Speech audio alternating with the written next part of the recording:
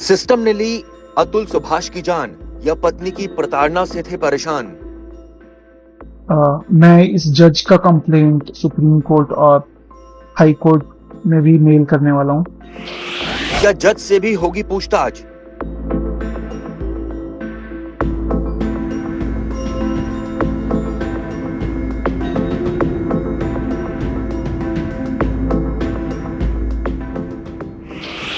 जांच के लिए जौनपुर पहुंची बेंगलुरु पुलिस।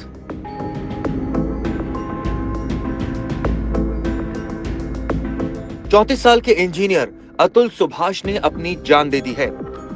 अतुल ने खुद पर दहेज उत्पीड़न से लेकर हत्या समेत 9 मामले दर्ज करने से लेकर उकसाने तक का आरोप अपनी पत्नी निकिता सिंघानिया, सास निशा, पत्नी के भाई अनुराग और पत्नी के चाचा सुशील पर लगाया है।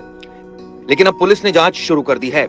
बेंगलुरु पुलिस अब आने वाले वक्त में इस मामले में लड़की, उसके परिवार और यहां तक कि जज से भी पूछताछ करेगी। आपको बता दें कि अतुल सुभाष ने सुसाइड नोट छोड़ा है। उन्होंने सुसाइड नोट में लिखा, मेरे ही टैक्स के पैसे से अदालत, ये पुलिस और पूरा सिस्टम मुझे और मेरे परिवार और मेरे जैसे और भी लोगों को परेशान करेगा और मैं ही नहीं रहूंगा तो ना पैसा होगा, ना ही मेरे माता पिता भाई को परेशान करने की कोई वजह होगी। सुभाष ने आगे कहा, उनसे जुड़े केस की सुनवाई लाइव हो ताकि लोगों को केस की सच्चाई का पता चल सके। केस जौनपुर से बेंगलुरु कोर्ट में ट्रांसफर किया जाए क्योंकि जज रीता कौशिक वहां केस पर असर डाल सकती हैं। जब तक सताने वालों को सजा नहीं मिल जाती, अस्थियों को न बहाया जाए। यदि अदालत इंसाफ न दे पाए तो अस्थियों को उसी अदालत के बाहर किसी गटर में बहा दिया जाए। गुनहगारों से समझौता नहीं, सजा दी जाए। इस मामले में हमने अतुल के तमाम बयान सुने, वीडियो सुना, लेकिन अभी तक निकिता का पक्ष सामने नहीं आया है। हालांकि 2022 में उसने जो एफआईआर दर्ज कराई थी उसमें कहा था कि दहेज की मांग की जा रही थी। यहां तक कि ये कहा गया था कि जिस दिन दहेज की मांग की गई थी उसके अगले दिन ही उनके पिता की मौत हो गई थी। 9 मुकदमे दर्ज कराए गए, इस तरह की बात भी सामने आ रही है। लेकिन सवाल ये उठता है कि पुलिस ने कैसे मुकदमे दर्ज कर लिए, क्यों जज इस मामले में इंटरवीन कर रही थी, ये भी तमाम आरोप है। हर एक एंगल से इस पूरे मामले की जांच होनी चाहिए ताकि ये पता चल सके कि इस मामले में जज की कितनी गलती है, निकिता की कितनी गलती है और अतुल ने जो आरोप लगाया उनमें कितनी सत्यता है।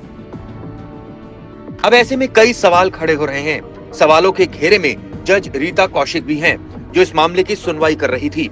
अगर उनकी गलती पाई जाती है तो क्या पुलिस उन्हें भी गिरफ्तार करेगी? ये सबसे बड़ा सवाल है। लेकिन सवाल ये भी है कि उनके खिलाफ बयान देगा कौन, क्योंकि ये सारी बातें तो कोर्ट रूम के अंदर हुई है, इसका कोई लिखित सबूत तो है नहीं। बेंगलुरु में अतुल के भाई की तरफ से निकिता, उसकी मां, भाई और ताऊ के खिलाफ खुदकुशी के लिए उकसाने की एफआईआर दर्ज कराई गई है। पुलिस ने जांच शुरू कर दी है। चारों आरोपियों से पूछताछ होने वाली है। मामले में केस दर्ज होने के बाद निकिता के चाचा सुशील ने कहा कि 3 साल से मुकदमा चल रहा है, अचानक क्या हो गया, हम लोग दोषी नहीं हैं। आपको बता दें कि 34 साल के अतुल की शादी 2019 में निकिता से हुई थी। अतुल वैसे तो बिहार का रहने वाला है।